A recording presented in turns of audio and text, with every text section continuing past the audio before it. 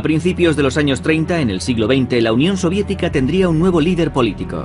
Su gobierno influiría determinantemente en la vida de millones de rusos, incluidos muchos marinos. Aquel nuevo líder era Joseph Stalin. Durante su ascenso al poder en la década anterior, él y sus colegas de la dirección comunista hicieron poco en favor de la Marina soviética. A lo largo de los años 20 y 30, la Marina rusa no tuvo un gran desarrollo. Los únicos esfuerzos que se hicieron fueron para construir más submarinos, pero toda la institución sufrió terriblemente las purgas estalinistas, particularmente la de 1937. Muchos oficiales fueron eliminados en esa época, mataron a muchos de ellos, incluso a algunos de rango elevado. Y al no tener mandos ni oficiales, la Marina tardó mucho tiempo en recuperarse.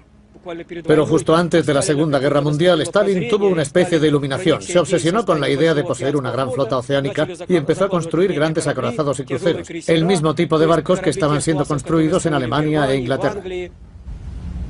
Además de esos grandes barcos de superficie, Stalin también construyó muchos submarinos. Los primeros pertenecían a la clase de Dekabrist.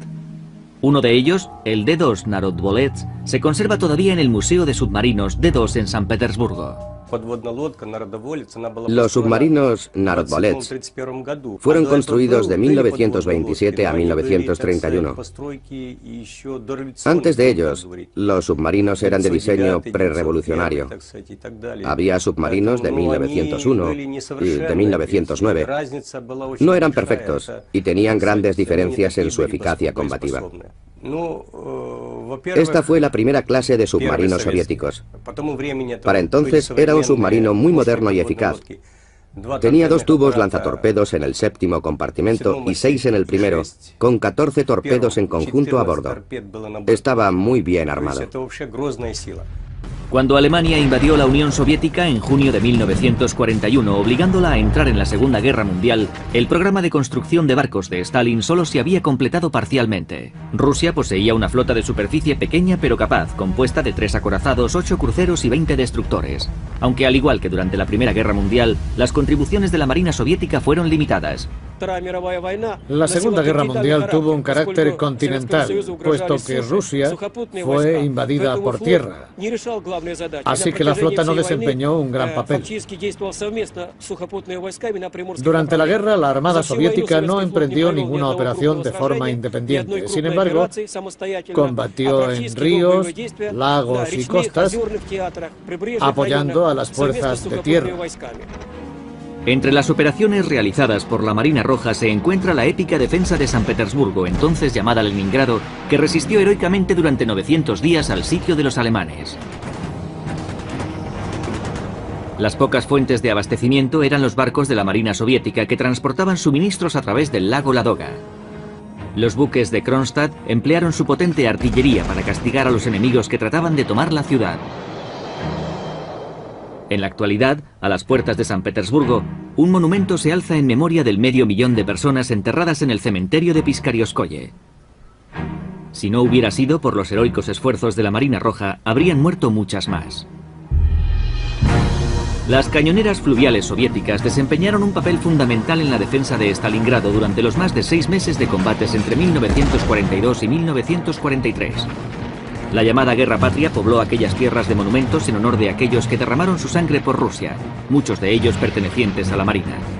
A finales de la Segunda Guerra Mundial, la Marina soviética estaba orgullosa por haber colaborado en la expulsión de los alemanes, consiguiendo la victoria para la madre patria. Pero durante este tiempo había surgido un nuevo enemigo. El que había sido un firme aliado durante la guerra pasó a convertirse en una amenaza para la seguridad de toda Rusia. Se trataba de los Estados Unidos de América.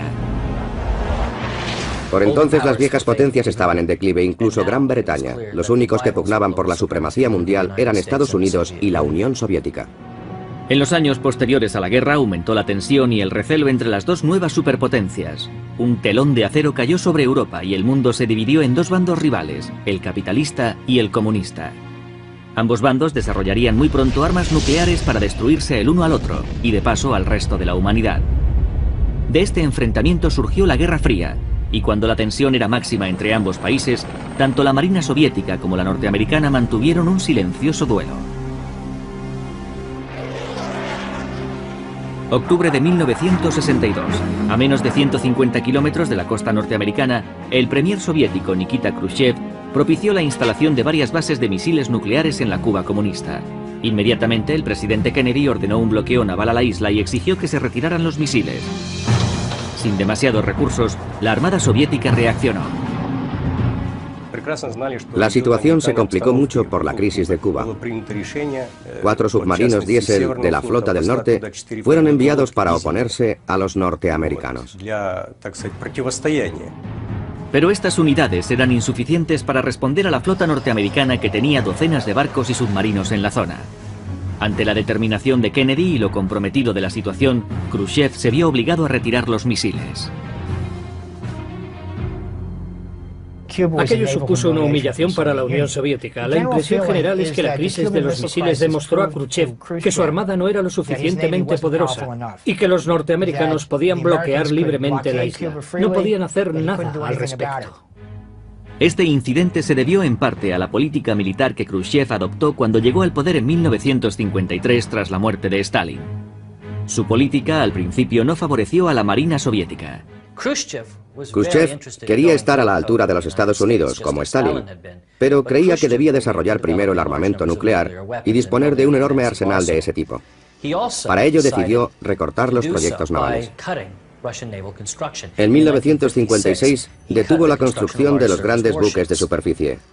Sin embargo, recibía el asesoramiento de uno de sus almirantes, Sergei Gorshkov. Nacido el 6 de febrero de 1910, el almirante Gorshkov ascendió rápidamente en la Armada y en 1956 se convirtió en su comandante en jefe. Estaba destinado a ser una de las figuras más influyentes en la historia de la Marina rusa. Todos los hombres de la Marina que estaban a su cargo le veneraban.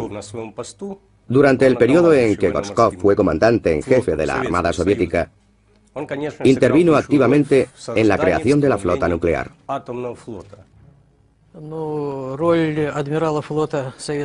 Convenció al gobierno aduciendo que para resolver muchos problemas políticos se necesitaba una gran flota oceánica. Gorshkov aprovechó la crisis cubana para reforzar sus teorías. Se dirigió a los dirigentes soviéticos evocando las grandes tradiciones y logros de Pedro el Grande. Curiosamente, entre los personajes que más influencia habían ejercido sobre Gorshkov se encontraba el estratega norteamericano Alfred Thayer Mahan. Alfred Mahan había dicho: quien domina el mar, domina el mundo, lo cual era completamente cierto. El país que posea una flota poderosa podrá imponer su hegemonía en la política internacional.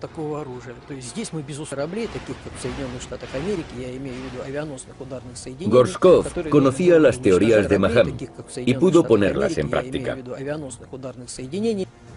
Gracias a Gorshkov, la Marina soviética inició una de las mayores expansiones de la historia en tiempos de paz. Aquello se tradujo en avances que no solamente representaban una grave amenaza para la Armada estadounidense, sino un desequilibrio militar a nivel mundial.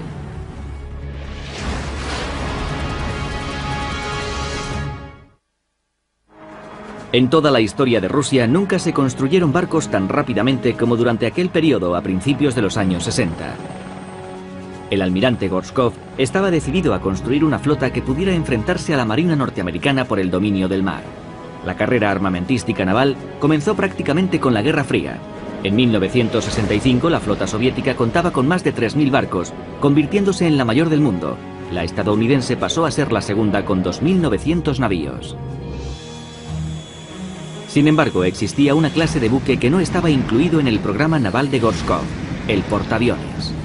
Al principio carecían de conocimientos técnicos o de capacidad para construirlos, pero desde principios de los años 60 tuvieron presente que debían tener portaaviones. Hasta que construyeran los portaaviones, Gorshkov intentó igualarse con la flota norteamericana, centrándose en una novedad tecnológica que entrañaba un gran riesgo: los misiles de crucero. El misil de crucero es un pequeño avión no tripulado con carga bélica. Puede ser guiado hacia un objetivo determinado. Vuela muy bajo y es difícil de detectar. Este fue un método de ataque del que fueron muy partidarios los soviéticos. De hecho, fueron los primeros en desplegarlos a gran escala. Después de la Segunda Guerra Mundial, Estados Unidos y otras potencias occidentales experimentaron con misiles de crucero, pero los descartaron al poco tiempo. Debido al predominio de las flotas con portaaviones, tanto la norteamericana como otras podían atacar los blancos a gran distancia. Otra razón es que durante los años 40 y 50, Occidente no tenía un enemigo a gran escala. Los soviéticos, por otra parte, sabían que en el mar no podían competir plataforma por plataforma o barco por barco. Por eso desarrollaron lo que hoy llamaríamos una superioridad naval basada en prototipos de misiles guiados desarrollados a partir de los modelos alemanes que habían heredado. Entre los primeros y más importantes misiles de crucero soviéticos estaba el P-15 Termit, conocido en Occidente con el nombre en código SSN-2 Styx. Tenía una longitud de 5,8 metros y pesaba más de 2.260 kilos. Su radio de acción era de unos 45 kilómetros. Llevaba un motor cohete de combustible líquido que lo impulsaba a velocidades subsónicas. En el morro, un radar buscador identificaba automáticamente el objetivo al que atacaba detonando su ojiva de 450 kilos provista de fuertes explosivos. Al principio, estos misiles eran armas puramente tácticas usadas contra barcos enemigos, no eran armas estratégicas. En la lucha estratégica se pretende desestabilizar a otro país. En tiempos modernos eso significa atacar una ciudad o un objetivo similar. Los medios tácticos se dedican a objetivos militares. Por ejemplo, un misil táctico se emplearía contra un barco. Un misil estratégico se lanzaría, por ejemplo, contra Moscú. Gorshkov inició un gran despliegue de misiles de crucero como el P-15 a principios de los años 60, incorporándolos en barcos de todas clases. Sin embargo, aquello no preocupaba excesivamente a las armadas occidentales. Entonces nadie sabía cómo responderían en combate. Se habían realizado muchos ensayos. Los misiles volaron en diferentes circunstancias y atacaron diversos objetivos. Pero ¿cómo funcionarían los del enemigo? Aunque Gorshkov construyó una inmensa flota de superficie dotándola de estas nuevas armas, no olvidó la otra rama de la Armada soviética, la submarina. De hecho, estaba decidido a que esta flota no tuviera rival. La razón principal era la evolución de los submarinos norteamericanos que había sorprendido a los soviéticos. 3 de agosto de 1958. El primer submarino nuclear del mundo, el USS Nautilus, navegaba por debajo de la capa de hielo del Polo Norte. La propulsión nuclear representa un gran avance respecto a los submarinos anteriores, que empleaban una combinación de motores eléctrico y diésel. Una unidad de energía nuclear permitía que el submarino no necesitara otro combustible adicional, pudiendo permanecer bajo el agua durante mucho tiempo sin necesidad de salir a la superficie. En Estados Unidos, el viaje del Nautilus fue considerado un gran logro científico y técnico, pero los soviéticos lo veían de forma muy distinta. Por primera vez se había demostrado que un submarino podía funcionar bajo el hielo. En Rusia, esta noticia causó impresión, ya que ahora un enemigo podía acercarse al territorio soviético camuflado bajo el hielo. Los soviéticos respondieron acelerando la construcción de sus primeros submarinos nucleares. Nuestro primer submarino nuclear fue un submarino con torpedos, propulsado por una planta nuclear de agua caliente, el proyecto 627. Yo fui comandante de uno de esos submarinos de la Flota del Norte. En Occidente, a estos submarinos se les llamó en código submarinos de la clase November. Como el Nautilus, los November fueron diseñados para atacar buques de superficie u otros submarinos. El primer submarino de la clase November fue botado en agosto de 1957, 3 años después que el Nautilus. Debido a su reactor nuclear, los November podían permanecer sumergidos casi indefinidamente, al igual que el Nautilus. El 17 de julio de 1962, 4 años después del histórico viaje del Nautilus, un submarino de esta clase viajó también por debajo del Polo Norte. Pero el submarino nuclear soviético tenía un diseño diferente al norteamericano. Su misión principal era atacar a los portaaviones antes de que sus aviones despegaran y pudieran lanzar bombas nucleares contra la Unión Soviética. Por tanto, tenían que ser muy rápidos. Si el Nautilus tenía un único reactor, los submarinos de la clase November, así como la mayoría de las futuras unidades soviéticas, tenían 2. Con ellos, el submarino soviético sumergido alcanzaba una velocidad de 30 nudos en comparación con los 23,5 del Nautilus. Al ser muy rápido también era muy ruidoso. Esta es una cuestión importante, pues muchos submarinos son detectados por el sonido que emiten, y este submarino era muy ruidoso. Aunque los submarinos de la clase November tenían sus inconvenientes, su velocidad y eficacia preocupaban a la Marina norteamericana y por eso trataron de crear submarinos más rápidos. Durante la Guerra Fría, ambas potencias mantuvieron una competición tecnológica. Las armadas norteamericana y soviética desarrollaron una misión completamente nueva para el submarino, la cual le convertiría en el barco de guerra más poderoso de la historia. El 30 de diciembre de 1959 apareció el USS George Washington. Para entonces, tanto la Unión Soviética como Estados Unidos disponían de varios submarinos nucleares, pero el George Washington era diferente a cualquier otro submarino nuclear construido hasta entonces. Tenía un compartimento que sus marineros llamaron el Bosque de Sherwood, porque como si fuesen grandes troncos de árbol, el submarino llevaba 16 misiles Polaris. Estas armas de 8,5 metros de altura y 12.700 kilos de peso tenían una cabeza nuclear y su radio de acción era de 2.200 kilómetros. A diferencia de los misiles de crucero preferidos por la Marina soviética, estos eran balísticos. Los misiles de crucero se centran en el objetivo y lo persiguen hasta alcanzarlo. Un misil balístico es muy diferente. Se dispara normalmente, sale de la atmósfera y luego cae a tierra. Cuando regresa está gobernado por la ley de la gravedad, así que no se puede maniobrar mucho con él durante la caída. Al dispararlo hay que apuntar hacia el objetivo.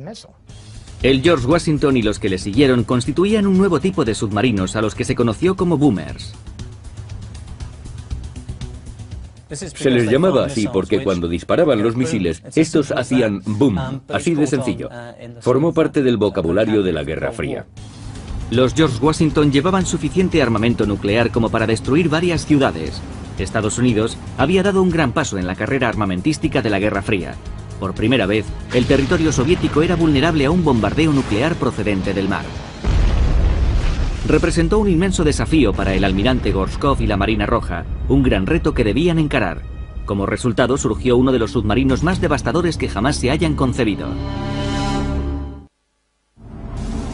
Al emerger de las aguas parece un islote.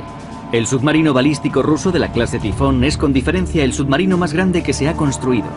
Se estima que su peso sumergido es 34.000 toneladas, casi el doble que los mayores submarinos norteamericanos, los de la clase Ohio, que pesan 19.000 toneladas sumergidos. Con los submarinos de desplazamiento gigantesco, como el Tifón, América quedó atrás. Es un submarino muy grande. Fue diseñado para disparar su armamento en las regiones árticas. Era capaz de romper capas muy espesas de hielo con su propio casco. Armado con 20 misiles balísticos nucleares de un radio de acción de más de 9.600 kilómetros, el Tifón tiene más poder destructivo que todas las bombas lanzadas durante la Segunda Guerra Mundial. Incluso los marinos que sirven a bordo de este gigante están impresionados por su tamaño y capacidad. Lo vi por primera vez en mi época de estudiante. Comparado con otros barcos, es un gigante. En realidad es una garantía de paz. En caso de guerra, se trata de una fuerza intimidatoria. Todos lo conocen y saben que siempre está listo para actuar. Se puede decir que es un perro encadenado al que alimentas para que te proteja y mantenga alejados a los ladrones. Y en caso de peligro, muerde. El primer Tifón fue votado en 1980. Se acercaba el fin del mandato de Gorshkov al frente de la Marina soviética. Representó la culminación de su programa para la construcción de submarinos de misiles nucleares estratégicos o boomers, iniciada en 1954. Los submarinos balísticos norteamericanos durante la Guerra Fría fueron los de la clase George Washington. Para contrarrestarlos, los soviéticos lanzaron los llamados submarinos de la clase Yankee. La Marina soviética los conocía como Ivan Washington o Pequeño George. Los primeros submarinos de la clase Yankee fueron votados en 1967. Llevaban 16 misiles nucleares R-27 con un radio de acción de unos 2.400 kilómetros. En total se votaron 34 unidades de la clase Yankee, pero Gorshkov y sus veteranos continuaron desplegando submarinos de la clase Boomer más grandes y capaces. Hacia finales de la Guerra Fría, el paso de los misiles Polaris a los Trident propició que los americanos dispusieran de submarinos más sofisticados, de la clase Ohio, y los británicos los de la nueva clase Vanguard. Por el lado soviético aparecieron los submarinos de la clase Delta, con una variante muy avanzada, la clase Delta IV. Estos submarinos eran complementados por los gigantescos Tifón. Aunque el almirante Gorshkov y los soviéticos desarrollaron su propia familia de boomers, no ignoraron otros tipos de barcos. De hecho, con Gorshkov, los soviéticos construyeron naves de todos los tipos. Los Overcraft de colchón de aire eran vehículos anfibios de asalto. Además, submarinos diésel, rompehielos nucleares y pequeños barcos patrulleros. De hecho, 2 de esos barcos patrulleros fueron los vencedores de uno de los combates más importantes de la Guerra Fría, aunque apenas conocido. El 21 de octubre de 1967, un par de patrulleras egipcias de diseño soviético hundieron un destructor israelí de procedencia norteamericana. Ocurrió durante uno de los muchos enfrentamientos entre árabes e israelíes. Lo hundieron mediante una salva de misiles de crucero soviéticos P-15 Termit. Fue la primera vez que los misiles de crucero fueron usados con éxito en combate. Estados Unidos y sus aliados tomaron nota. Después del incidente surgieron 2 tendencias diferentes. Una fue un intento de proteger a los barcos occidentales contra esta amenaza conocida de antemano. Ya existían algunos programas de construcción y fueron acelerados. La segunda fue una tendencia nueva. Los franceses crearon el Exocet, usado con éxito en las Malvinas. En Estados Unidos surgió el Harpoon. Mientras tanto, los soviéticos desplegaron una nueva familia de misiles de crucero. Entre los más eficaces estaba el P-700 Granit, cuyo nombre en código en Occidente es SSN-19 Shipwreck. Entró en servicio en 1983. Estos misiles, propulsados por un estatorreactor, tenían 10 metros de longitud y volaban a 2 veces y media la velocidad del sonido, llevando una carga bélica de 750 kilos. Pero lo más relevante es que el Granit fue diseñado para lanzarlo en salvas de 24 misiles. En un perfil de lanzamiento, uno de los misiles subiría hasta los 6.000 metros para guiar al resto hacia el objetivo, mientras que los otros volarían a menor altitud. Si el misil que volaba a 6.000 metros era derribado, porque a esa altura es muy vulnerable, entonces otro de los misiles subiría a 6.000 metros para proporcionar datos del blanco y guiar a los demás. Es un arma muy sofisticada, basada no solamente en su propio sistema de guía, sino en información procedente de satélites y aviones. La estrategia de Gorshkov al emplear esta nueva generación de misiles de crucero era muy ambiciosa.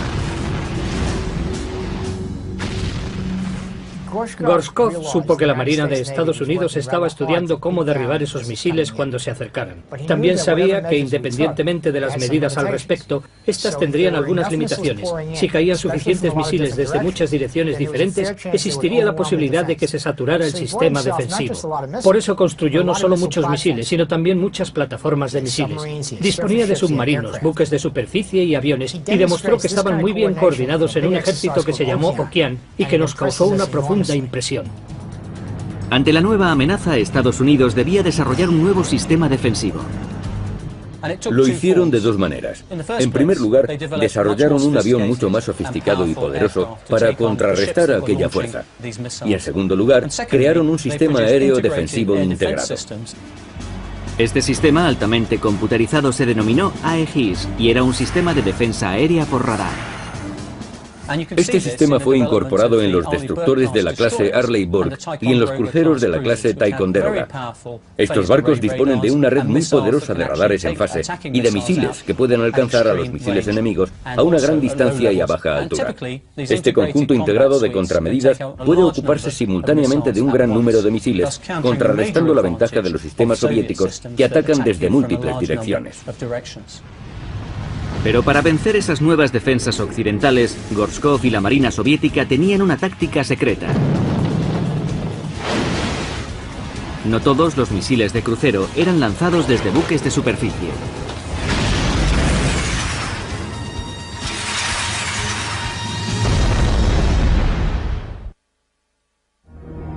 En 1972 fue botado un submarino nuclear soviético de ataque, el cual llegó casi a provocar el pánico en la Marina norteamericana. Era tan rápido y podía descender a tal profundidad que no solo podía eludir a todos los submarinos norteamericanos existentes, sino también a sus torpedos. Este submarino pertenecía a la clase Alpha. El Alpha fue diseñado pensando en la velocidad. Consiguieron que fuera muy rápido instalándole el más potente reactor nuclear que tenían. Un reactor muy avanzado, de metal líquido. Lo protegieron con el casco más pequeño posible, hecho de titanio para que tuviera poco peso. Más ligero y resistente que el acero, el titanio es caro y difícil de soldar. Pero con él se reducía cerca del 30% del peso del casco, a la vez que se reforzaba mucho su resistencia, consiguiendo que el submarino casi pudiera alcanzar la increíble velocidad de 45 nudos sumergido. Después del lanzamiento de la clase November, los soviéticos desarrollaron rápidamente varios tipos de submarinos nucleares de ataque, cada uno más rápido y mortífero que el anterior. Pero todos tenían inconvenientes. El principal, que eran mucho más ruidosos que sus homólogos occidentales. El Alpha también contaba con este problema. Bajo el agua, en algunos casos, el ruido puede ser escuchado a cientos de kilómetros por alguien que tenga un micrófono o hidrófono. Mis colegas me decían que los submarinos rusos eran tan ruidosos que cuando salían por el Cabo Norte, en el extremo de Noruega, e iban a 40 nudos, se les oía hasta en las Bermudas. Además, su reactor era muy inestable. Los norteamericanos pensaron que debían disponer de una nueva clase de submarinos, los Hunter Killer, un submarino para contrarrestar este avance tecnológico. Tales submarinos fueron los de la clase Los Ángeles, que determinaron los patrones de muchos submarinos actuales. Más adelante, en 1985, los soviéticos equilibraron la balanza con la famosa clase Akula. Cuando los rusos se dieron cuenta de que sus submarinos podían ser detectados por el ruido, concibieron la clase Akula. Hicieron grandes esfuerzos para silenciarlos, y el resultado fue el Akula. Los estadounidenses tenían que contrarrestarlos si querían ir a la vanguardia, y surgieron nuevos diseños de submarinos en Occidente. Los Seawolf y los de la clase Virginia, que en Gran Bretaña fueron seguidos por los de la clase Astute, llevando al límite el diseño del submarino y la supresión de ruido. Aunque las armadas occidentales llevaban ventaja en la carrera de los submarinos silenciosos, hubo un tipo de submarino soviético sin parangón en la flota norteamericana. Un modelo creado específicamente para disparar misiles de crucero. Estados Unidos no tenía, pues no le hacían falta, submarinos con misiles de crucero para atacar grandes buques de superficie. La razón es que Rusia no disponía de esos grandes barcos, como Estados Unidos. Y hablo de los portaaviones, que en caso de guerra tendrían que ser destruidos por misiles de crucero. Como ocurre con los misiles que transportan, existe una gran variedad de submarinos de misiles de crucero soviéticos, tanto diésel como nucleares. Pero los primeros modelos tenían un grave problema. No podían disparar mientras estaban sumergidos. En consecuencia, los soviéticos siguieron desarrollando submarinos de misiles de crucero mayores y más capaces, así como su armamento correspondiente. En 1986, sus esfuerzos culminaron en la clase Oscar II. Entre los submarinos rusos más poderosos se encuentran los de la clase Oscar II, que son una gran batería flotante para los misiles SSN-19 Shipwreck. Llevan 24 de ellos y los lanzan en inmersión sin ser detectados y gracias a información recibida desde satélites, barcos, submarinos y aviones. Pesan 24.000 toneladas y son capaces de alcanzar una velocidad de más de 30 nudos en inmersión. Los submarinos de la clase Oscar II representan uno de los más espectaculares logros de la Marina rusa, pero también se recuerdan por protagonizar una de sus peores tragedias. 12 de agosto de 2000, el submarino Kursk de la clase Oscar II realiza maniobras en el mar de Barents. El Kursk practicaba maniobras junto a algunos barcos de superficie frente a Murmansk e iba a dirigirse al Mediterráneo. Dentro de esos ejercicios de entrenamiento, los barcos hacían disparos simulando un combate.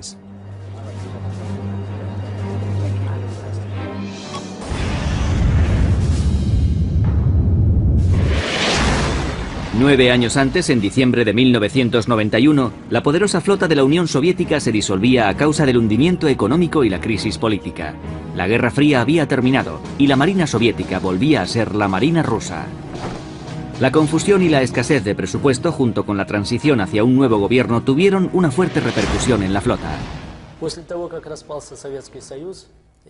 La situación económica de Rusia impedía que dispusiera de una flota poderosa, con tantos barcos como antes. La tecnología y el armamento quedaron desfasados. El Departamento de Estado concluyó que aquella tragedia fue causada por la explosión de un torpedo en el interior del submarino.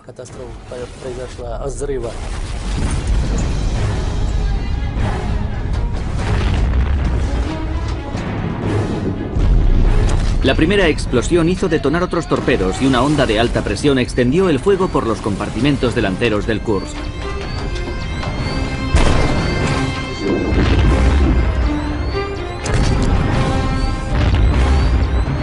...95 tripulantes perecieron mientras el Kursk se hundía a más de 100 metros de la superficie. Pero en la parte trasera del barco 23 tripulantes aún conservaban la vida y la esperanza. Sabían que a esa profundidad era posible una operación de rescate y creían que estaba en marcha. Aunque las autoridades rusas sabían que los vehículos de rescate y los equipos occidentales eran mejores que los suyos, prefirieron intentarlo sin ayuda.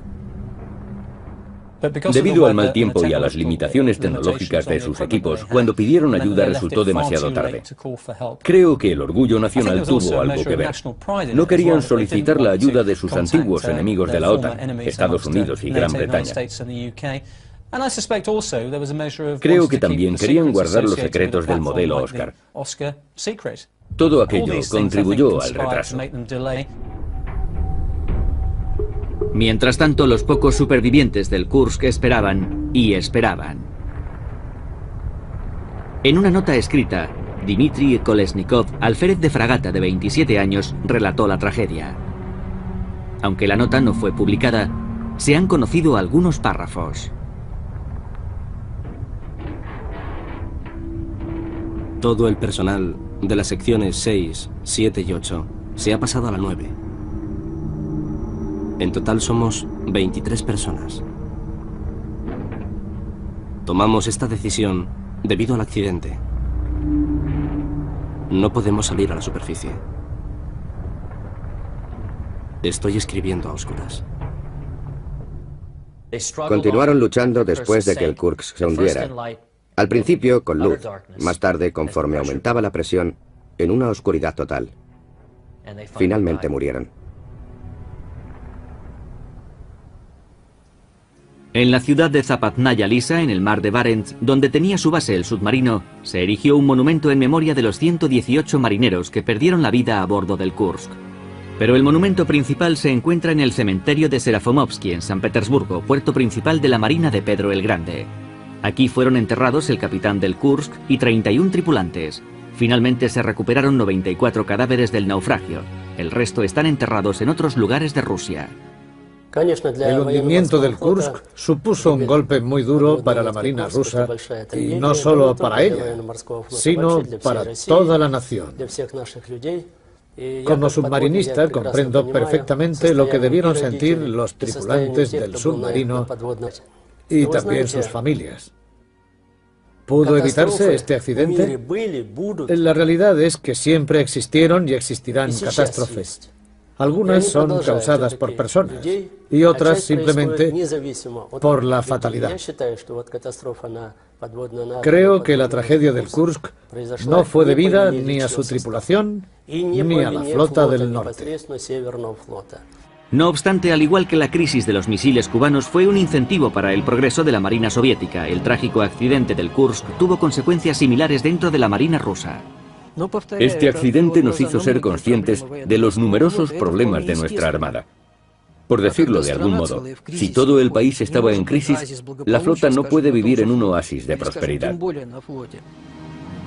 La tragedia del Kursk provoca una profunda renovación de la Marina, cimentada sobre las tradiciones del pasado, pero afrontando nuevos retos y volviendo a despertar el interés de las naciones occidentales.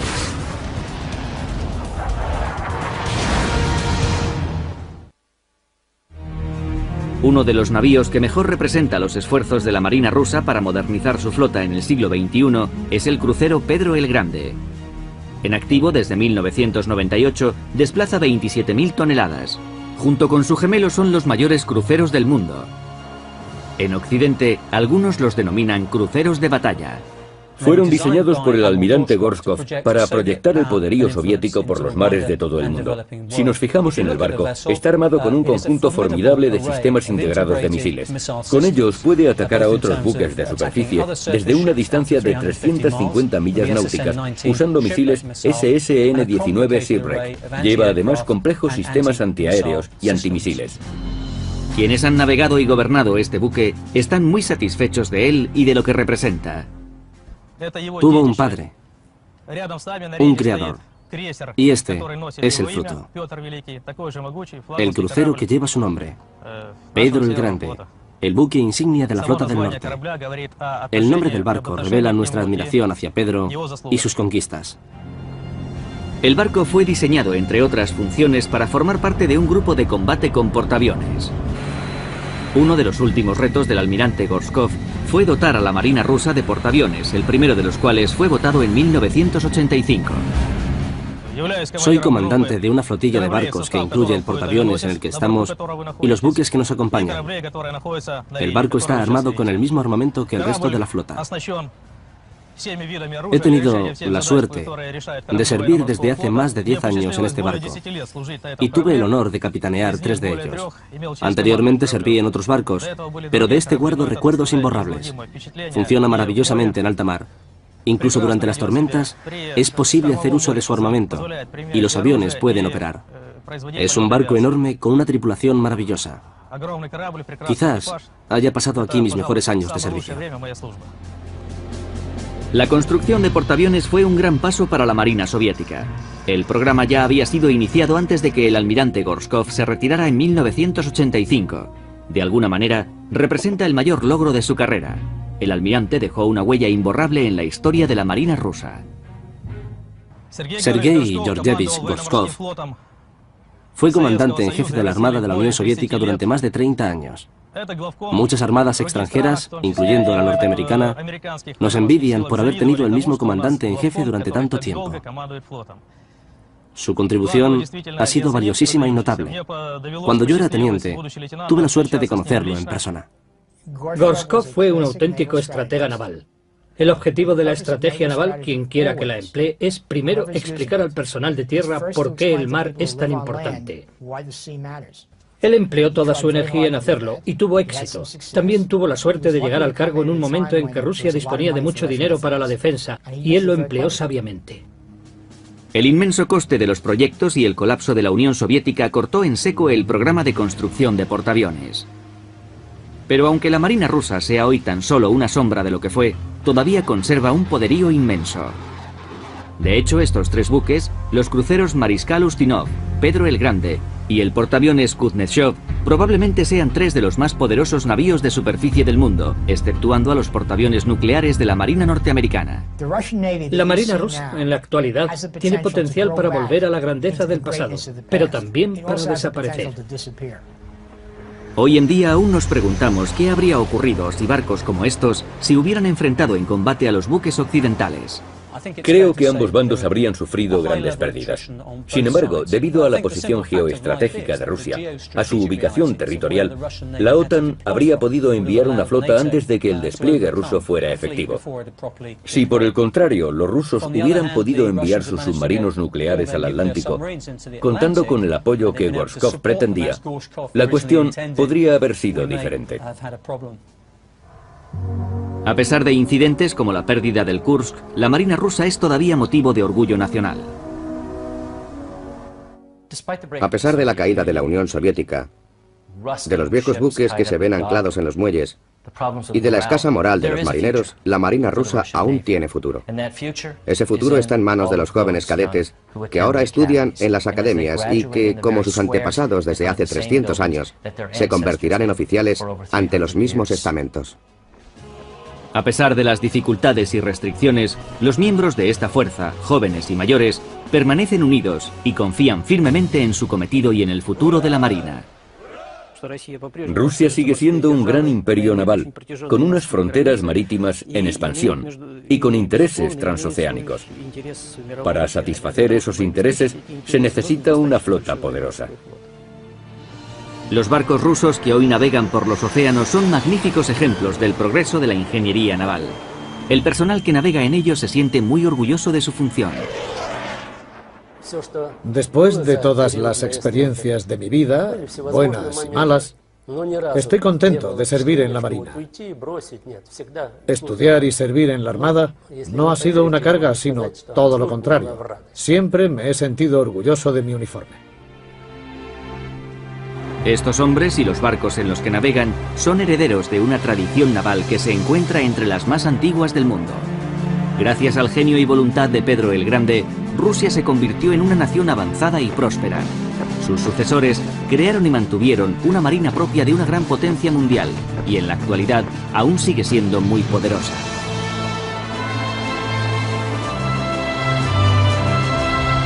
Su símbolo es el buque Pedro el Grande, cuya velocidad, tamaño y potencia evocan el alma y el espíritu de aquel gran hombre, aquel zar visionario que tuvo un gran proyecto: la Marina rusa.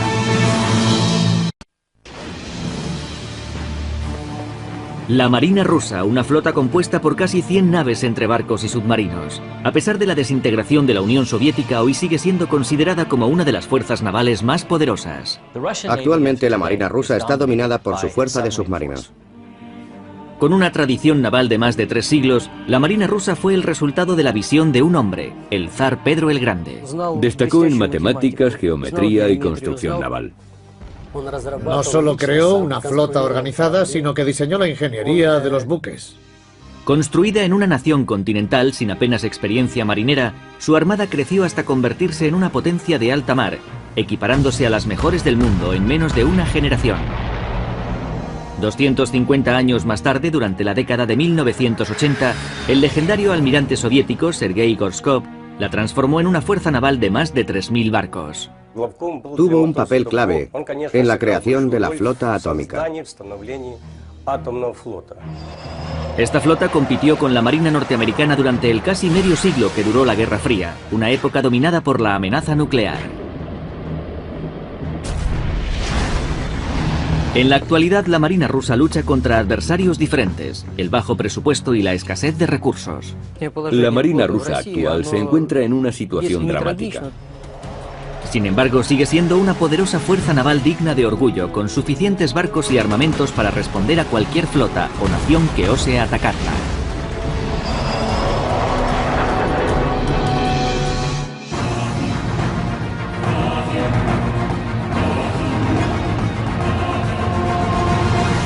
La Marina rusa, episodio 2. A principios de los años 30, en el siglo XX, la Unión Soviética tendría un nuevo líder político. Su gobierno influiría determinantemente en la vida de millones de rusos, incluidos muchos marinos. Aquel nuevo líder era Joseph Stalin. Durante su ascenso al poder en la década anterior, él y sus colegas de la dirección comunista hicieron poco en favor de la Marina soviética. A lo largo de los años 20 y 30, la Marina rusa no tuvo un gran desarrollo.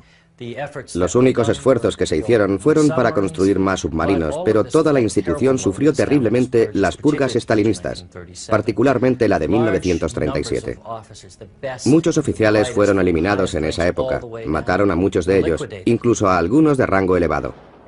Y al no tener mandos ni oficiales, la Marina tardó mucho tiempo en recuperarse.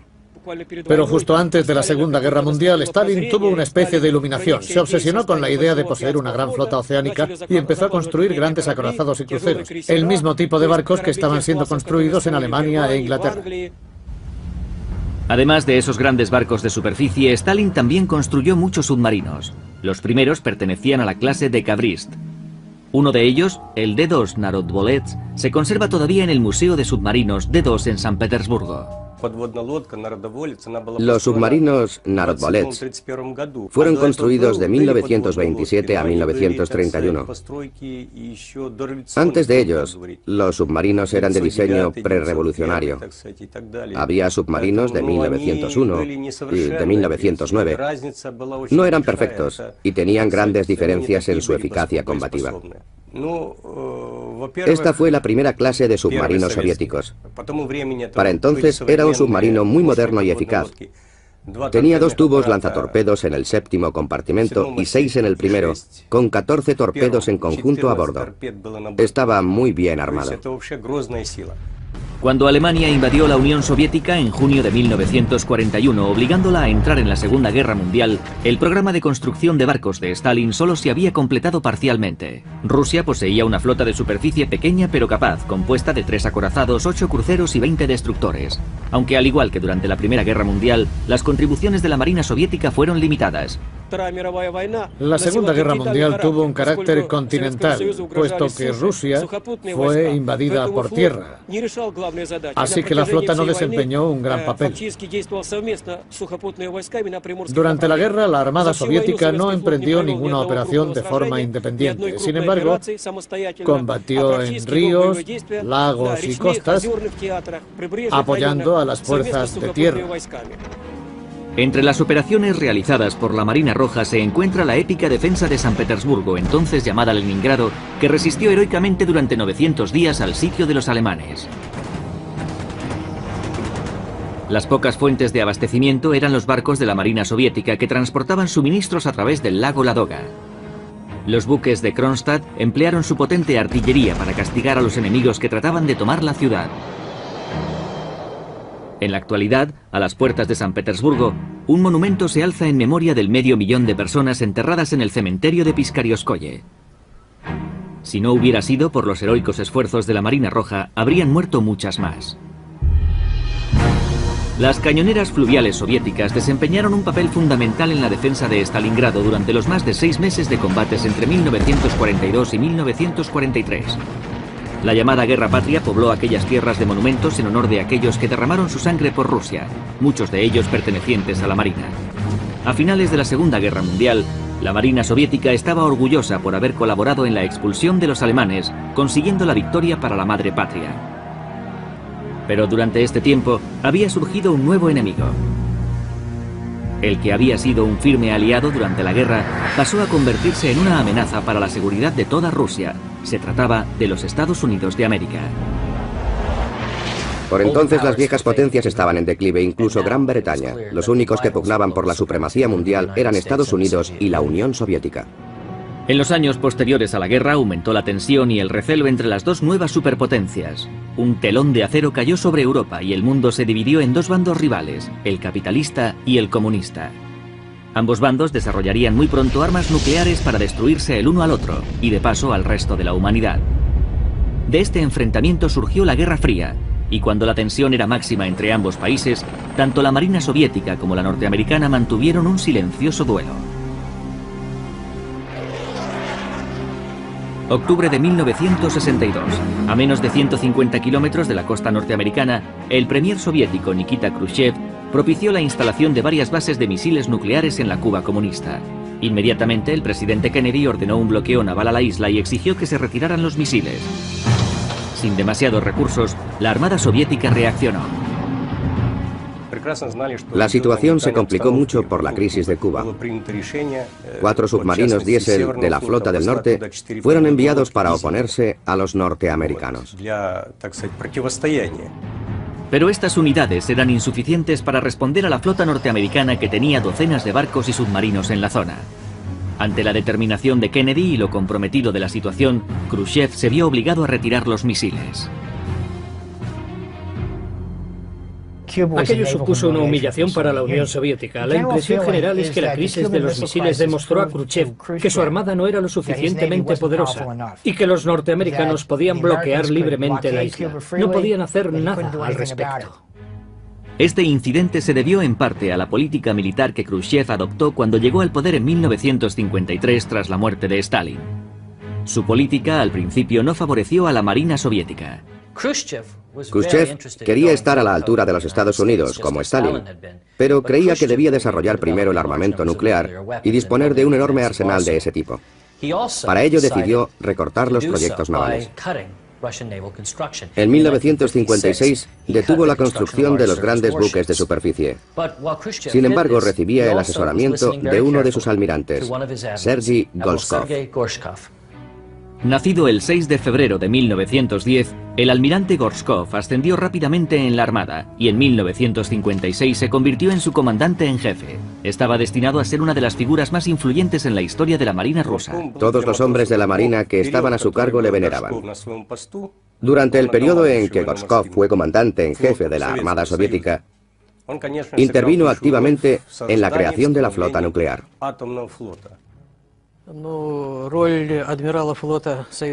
Convenció al gobierno aduciendo que para resolver muchos problemas políticos se necesitaba una gran flota oceánica.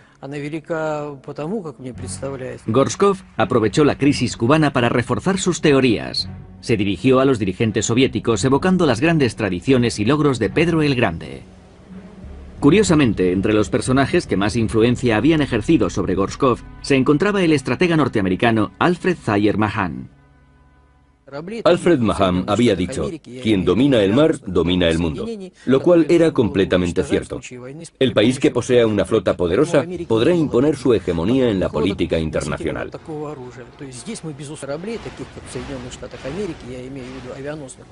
Gorshkov conocía las teorías de Mahan y pudo ponerlas en práctica.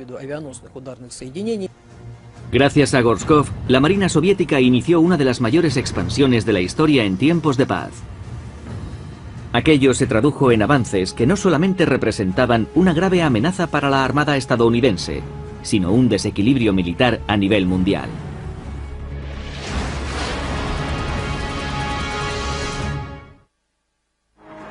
En toda la historia de Rusia nunca se construyeron barcos tan rápidamente como durante aquel periodo a principios de los años 60.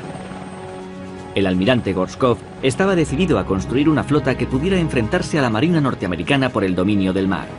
La carrera armamentística naval comenzó prácticamente con la Guerra Fría. En 1965 la flota soviética contaba con más de 3.000 barcos, convirtiéndose en la mayor del mundo. La estadounidense pasó a ser la segunda con 2.900 navíos. Sin embargo, existía una clase de buque que no estaba incluido en el programa naval de Gorshkov, el portaaviones. Al principio carecían de conocimientos técnicos o de capacidad para construirlos, pero desde principios de los años 60 tuvieron presente que debían tener portaaviones.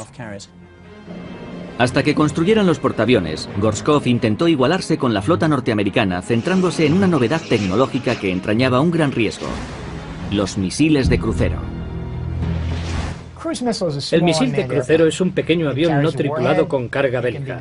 Puede ser guiado hacia un objetivo determinado. Vuela muy bajo y es difícil de detectar. Este fue un método de ataque del que fueron muy partidarios los soviéticos. De hecho, fueron los primeros en desplegarlos a gran escala. Después de la Segunda Guerra Mundial, Estados Unidos y otras potencias occidentales experimentaron con misiles de crucero, pero los descartaron al poco tiempo. Debido al predominio de las flotas con portaaviones, tanto la norteamericana como otras podían atacar los blancos a gran distancia. Otra razón es que durante los años 40 y 50, Occidente no tenía un enemigo a gran escala. Los soviéticos, por otra parte, sabían que en el mar no podían competir plataforma por plataforma o barco por barco. Por eso desarrollaron lo que hoy llamaríamos una superioridad naval basada en prototipos de misiles guiados desarrollados a partir de los modelos alemanes que habían heredado. Entre los primeros y más importantes misiles de crucero soviéticos estaba el P-15 Termit, conocido en Occidente con el nombre en código SS-M2 Styx. Tenía una longitud de 5,8 metros y pesaba más de 2.260 kilos. Su radio de acción era de unos 45 kilómetros. Llevaba un motor cohete de combustible líquido que lo impulsaba a velocidades subsónicas. En el morro, un radar buscador identificaba automáticamente el objetivo al que atacaba, detonando su ojiva de 450 kilos provista de fuertes explosivos. Al principio, estos misiles eran armas puramente tácticas usadas contra barcos enemigos, no eran armas estratégicas. En la lucha estratégica se pretende desestabilizar a otro país. En tiempos modernos eso significa atacar una ciudad o un objetivo similar. Los medios tácticos se dedican a objetivos militares. Por ejemplo, un misil táctico se emplearía contra un barco. Un misil estratégico se lanzaría, por ejemplo, contra Moscú. Gorshkov inició un gran despliegue de misiles de crucero como el P-15 a principios de los años 60, incorporándolos en barcos de todas clases. Sin embargo, aquello no preocupaba excesivamente a las armadas occidentales. Entonces nadie sabía cómo responderían en combate. Se habían realizado muchos ensayos. Los misiles volaron en diferentes circunstancias y atacaron diversos objetivos. Pero ¿cómo funcionarían los del enemigo? Aunque Gorshkov construyó una inmensa flota de superficie dotándola de estas nuevas armas, no olvidó la otra rama de la Armada soviética, la submarina. De hecho, estaba decidido a que esta flota no tuviera rival. La razón principal era la evolución de los submarinos norteamericanos que había sorprendido a los soviéticos. 3 de agosto de 1958. El primer submarino nuclear del mundo, el USS Nautilus, navegaba por debajo de la capa de hielo del Polo Norte. La propulsión nuclear representa un gran avance respecto a los submarinos anteriores, que empleaban una combinación de motores eléctrico y diésel. Una unidad de energía nuclear permitía que el submarino no necesitara otro combustible adicional, pudiendo permanecer bajo el agua durante mucho tiempo sin necesidad de salir a la superficie. En Estados Unidos, el viaje del Nautilus fue considerado un gran logro científico y técnico, pero los soviéticos lo veían de forma muy distinta. Por primera vez se había demostrado que un submarino podía funcionar bajo el hielo. En Rusia, esta noticia causó impresión, ya que ahora un enemigo podía acercarse al territorio soviético camuflado bajo el hielo. Los soviéticos respondieron acelerando la construcción de sus primeros submarinos nucleares. Nuestro primer submarino nuclear fue un submarino con torpedos, propulsado por una planta nuclear de agua caliente, el proyecto 627. Yo fui comandante de uno de esos submarinos de la Flota del Norte. En Occidente, a estos submarinos se les llamó en código submarinos de la clase November. Como el Nautilus, los November fueron diseñados para atacar buques de superficie u otros submarinos. El primer submarino de la clase November fue botado en agosto de 1957, 3 años después que el Nautilus. Debido a su reactor nuclear, los November podían permanecer sumergidos casi indefinidamente, al igual que el Nautilus. El 17 de julio de 1962, 4 años después del histórico viaje del Nautilus, un submarino de esta clase viajó también por debajo del Polo Norte. Pero el submarino nuclear soviético tenía un diseño diferente al norteamericano. Su misión principal era atacar a los portaaviones antes de que sus aviones despegaran y pudieran lanzar bombas nucleares contra la Unión Soviética. Por tanto, tenían que ser muy rápidos. Si el Nautilus tenía un único reactor, los submarinos de la clase November, así como la mayoría de las futuras unidades soviéticas, tenían 2. Con ellos, el submarino soviético sumergido alcanzaba una velocidad de 30 nudos en comparación con los 23,5 del Nautilus. Al ser muy rápido también era muy ruidoso. Esta es una cuestión importante, pues muchos submarinos son detectados por el sonido que emiten, y este submarino era muy ruidoso. Aunque los submarinos de la clase November tenían sus inconvenientes, su velocidad y eficacia preocupaban a la Marina norteamericana y por eso trataron de crear submarinos más rápidos. Durante la Guerra Fría, ambas potencias mantuvieron una competición tecnológica. Las armadas norteamericana y soviética desarrollaron una misión completamente nueva para el submarino, la cual le convertiría en el barco de guerra más poderoso de la historia. El 30 de diciembre de 1959 apareció el USS George Washington. Para entonces, tanto la Unión Soviética como Estados Unidos disponían de varios submarinos nucleares, pero el George Washington era diferente a cualquier otro submarino nuclear construido hasta entonces. Tenía un compartimento que sus marineros llamaron el Bosque de Sherwood, porque como si fuesen grandes troncos de árbol, el submarino llevaba 16 misiles Polaris. Estas armas de 8,5 metros de altura y 12.700 kilos de peso tenían una cabeza nuclear y su radio de acción era de 2.200 kilómetros. A diferencia de los misiles de crucero preferidos por la Marina soviética, estos eran balísticos. Los misiles de crucero se centran en el objetivo y lo persiguen hasta alcanzarlo. Un misil balístico es muy diferente. Se dispara normalmente, sale de la atmósfera y luego cae a tierra. Cuando regresa está gobernado por la ley de la gravedad, así que no se puede maniobrar mucho con él durante la caída. Al dispararlo hay que apuntar hacia el objetivo. El George Washington y los que le siguieron constituían un nuevo tipo de submarinos a los que se conoció como boomers. Se les llamaba así porque cuando disparaban los misiles, estos hacían boom, así de sencillo. Formó parte del vocabulario de la Guerra Fría. Los George Washington llevaban suficiente armamento nuclear como para destruir varias ciudades. Estados Unidos había dado un gran paso en la carrera armamentística de la Guerra Fría. Por primera vez, el territorio soviético era vulnerable a un bombardeo nuclear procedente del mar. Representó un inmenso desafío para el almirante Gorshkov y la Marina Roja, un gran reto que debían encarar. Como resultado surgió uno de los submarinos más devastadores que jamás se hayan concebido. Al emerger de las aguas parece un islote. El submarino balístico ruso de la clase Tifón es con diferencia el submarino más grande que se ha construido. Se estima que su peso sumergido es 34.000 toneladas, casi el doble que los mayores submarinos norteamericanos, los de la clase Ohio, que pesan 19.000 toneladas sumergidos. Con los submarinos de desplazamiento gigantesco, como el Tifón, América quedó atrás. Es un submarino muy grande. Fue diseñado para disparar su armamento en las regiones árticas. Era capaz de romper capas muy espesas de hielo con su propio casco.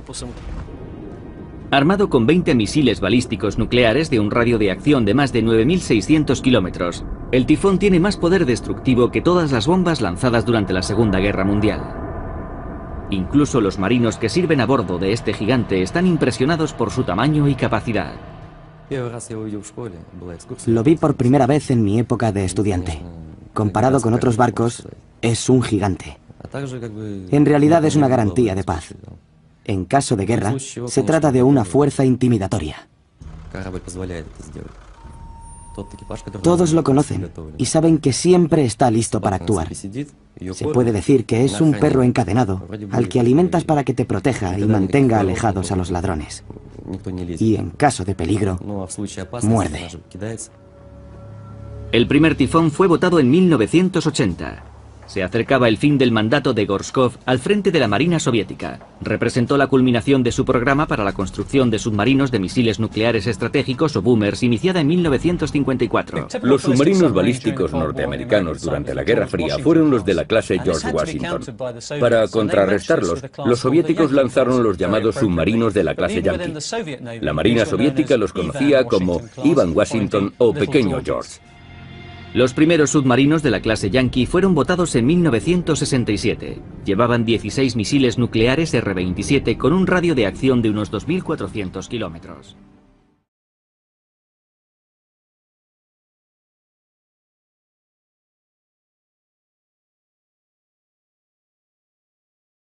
La llamada Guerra Patria pobló aquellas tierras de monumentos en honor de aquellos que derramaron su sangre por Rusia, muchos de ellos pertenecientes a la Marina. A finales de la Segunda Guerra Mundial, la Marina Soviética estaba orgullosa por haber colaborado en la expulsión de los alemanes, consiguiendo la victoria para la madre patria. Pero durante este tiempo había surgido un nuevo enemigo. El que había sido un firme aliado durante la guerra pasó a convertirse en una amenaza para la seguridad de toda Rusia. Se trataba de los Estados Unidos de América. Por entonces las viejas potencias estaban en declive, incluso Gran Bretaña. Los únicos que pugnaban por la supremacía mundial eran Estados Unidos y la Unión Soviética. En los años posteriores a la guerra aumentó la tensión y el recelo entre las dos nuevas superpotencias. Un telón de acero cayó sobre Europa y el mundo se dividió en dos bandos rivales, el capitalista y el comunista. Ambos bandos desarrollarían muy pronto armas nucleares para destruirse el uno al otro y de paso al resto de la humanidad. De este enfrentamiento surgió la Guerra Fría, y cuando la tensión era máxima entre ambos países, tanto la Marina Soviética como la norteamericana mantuvieron un silencioso duelo. Octubre de 1962. A menos de 150 kilómetros de la costa norteamericana, el premier soviético Nikita Khrushchev propició la instalación de varias bases de misiles nucleares en la Cuba comunista. Inmediatamente, el presidente Kennedy ordenó un bloqueo naval a la isla y exigió que se retiraran los misiles. Sin demasiados recursos, la Armada Soviética reaccionó. La situación se complicó mucho por la crisis de Cuba. 4 submarinos diésel de la Flota del Norte fueron enviados para oponerse a los norteamericanos. Pero estas unidades eran insuficientes para responder a la flota norteamericana que tenía docenas de barcos y submarinos en la zona. Ante la determinación de Kennedy y lo comprometido de la situación, para entonces era un submarino muy moderno y eficaz. Tenía 2 tubos lanzatorpedos en el 7º compartimento y 6 en el primero, con 14 torpedos en conjunto a bordo. Estaba muy bien armado. Cuando Alemania invadió la Unión Soviética en junio de 1941, obligándola a entrar en la Segunda Guerra Mundial, el programa de construcción de barcos de Stalin solo se había completado parcialmente. Rusia poseía una flota de superficie pequeña pero capaz, compuesta de 3 acorazados, 8 cruceros y 20 destructores. Aunque al igual que durante la Primera Guerra Mundial, las contribuciones de la Marina Soviética fueron limitadas. La Segunda Guerra Mundial tuvo un carácter continental, puesto que Rusia fue invadida por tierra. Así que la flota no desempeñó un gran papel. Durante la guerra, la Armada Soviética no emprendió ninguna operación de forma independiente. Sin embargo, combatió en ríos, lagos y costas, apoyando a las fuerzas de tierra. Entre las operaciones realizadas por la Marina Roja se encuentra la épica defensa de San Petersburgo, entonces llamada Leningrado, que resistió heroicamente durante 900 días al sitio de los alemanes. Las pocas fuentes de abastecimiento eran los barcos de la Marina Soviética que transportaban suministros a través del lago Ladoga. Los buques de Kronstadt emplearon su potente artillería para castigar a los enemigos que trataban de tomar la ciudad.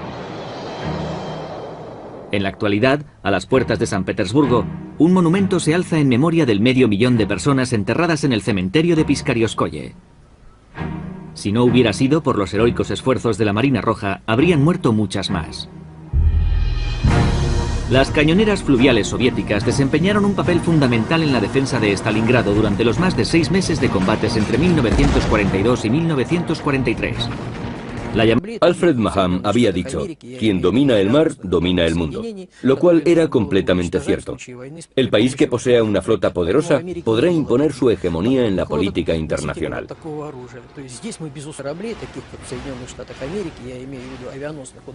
Gorshkov conocía las teorías de Maham y pudo ponerlas en práctica. Gracias a Gorshkov, la Marina Soviética inició una de las mayores expansiones de la historia en tiempos de paz. Aquello se tradujo en avances que no solamente representaban una grave amenaza para la Armada estadounidense, sino un desequilibrio militar a nivel mundial.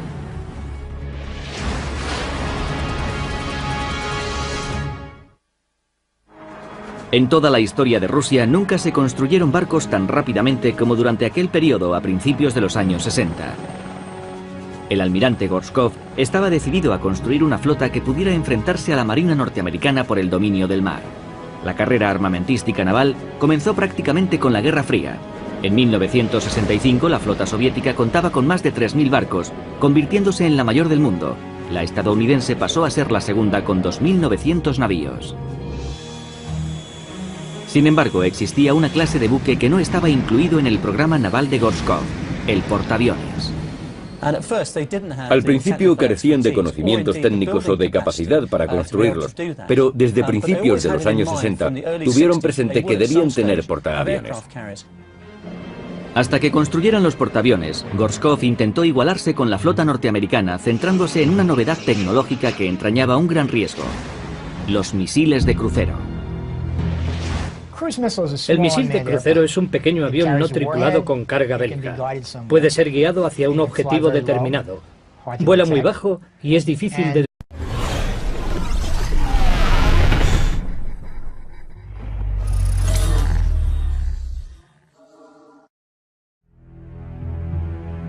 A principios de los años 30, en el siglo XX, la Unión Soviética tendría un nuevo líder político. Su gobierno influiría determinantemente en la vida de millones de rusos, incluidos muchos marinos. Aquel nuevo líder era Joseph Stalin. Durante su ascenso al poder en la década anterior, él y sus colegas de la dirección comunista hicieron poco en favor de la Marina soviética. A lo largo de los años 20 y 30, la Marina rusa no tuvo un gran desarrollo. Los únicos esfuerzos que se hicieron fueron para construir más submarinos, pero toda la institución sufrió terriblemente las purgas estalinistas, particularmente la de 1937. Muchos oficiales fueron eliminados en esa época, mataron a muchos de ellos, incluso a algunos de rango elevado. Y al no tener mandos ni oficiales, la Marina tardó mucho tiempo en recuperarse. Pero justo antes de la Segunda Guerra Mundial, Stalin tuvo una especie de iluminación. Se obsesionó con la idea de poseer una gran flota oceánica y empezó a construir grandes acorazados y cruceros, el mismo tipo de barcos que estaban siendo construidos en Alemania e Inglaterra. Además de esos grandes barcos de superficie, Stalin también construyó muchos submarinos. Los primeros pertenecían a la clase de Dekabrist. Uno de ellos, el D2 Narodvolets, se conserva todavía en el Museo de Submarinos D2 en San Petersburgo. Los submarinos Narodvolets fueron construidos de 1927 a 1931. Antes de ellos, los submarinos eran de diseño prerrevolucionario. Había submarinos de 1901 y de 1909. No eran perfectos y tenían grandes diferencias en su eficacia combativa. Esta fue la primera clase de submarinos soviéticos. Khrushchev se vio obligado a retirar los misiles. Aquello supuso una humillación para la Unión Soviética. La impresión general es que la crisis de los misiles demostró a Khrushchev que su armada no era lo suficientemente poderosa y que los norteamericanos podían bloquear libremente la isla. No podían hacer nada al respecto. Este incidente se debió en parte a la política militar que Khrushchev adoptó cuando llegó al poder en 1953 tras la muerte de Stalin. Su política al principio no favoreció a la Marina soviética. Khrushchev quería estar a la altura de los Estados Unidos, como Stalin, pero creía que debía desarrollar primero el armamento nuclear y disponer de un enorme arsenal de ese tipo. Para ello decidió recortar los proyectos navales. En 1956 detuvo la construcción de los grandes buques de superficie. Sin embargo, recibía el asesoramiento de uno de sus almirantes, Sergei Gorshkov. Nacido el 6 de febrero de 1910, el almirante Gorshkov ascendió rápidamente en la Armada y en 1956 se convirtió en su comandante en jefe. Estaba destinado a ser una de las figuras más influyentes en la historia de la Marina rusa. Todos los hombres de la Marina que estaban a su cargo le veneraban. Durante el periodo en que Gorshkov fue comandante en jefe de la Armada soviética, intervino activamente en la creación de la flota nuclear.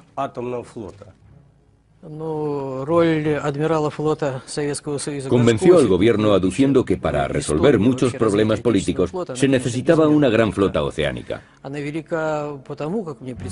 Gorshkov aprovechó la crisis cubana para reforzar sus teorías. Se dirigió a los dirigentes soviéticos evocando las grandes tradiciones y logros de Pedro el Grande. Curiosamente, entre los personajes que más influencia habían ejercido sobre Gorshkov se encontraba el estratega norteamericano Alfred Thayer Mahan.